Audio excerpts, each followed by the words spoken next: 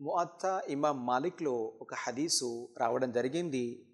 కితాబుల్ ఇల్ములో లుక్మాన్ గారు ఇలా తన సంతానానికి హితబోధ చేస్తూ చెప్పారు, యా బనయ్య జాలిసిల్ ఉలమా, ఓ నా ప్రియ పితృలా, ఉలమా ధర్మ జ్ఞానం కలిగిన వారితో కూర్చో, వజవాహిహుం బిరుక్బతైక్, నీ మోకాళ్ళను వారితో ఆనించి ఉంచు, అంటే వారి దగ్గర శిష్యరికం చేసి జ్ఞానాన్ని అర్థించు, జ్ఞానాన్ని నేర్చుకుంటూ ఉండు.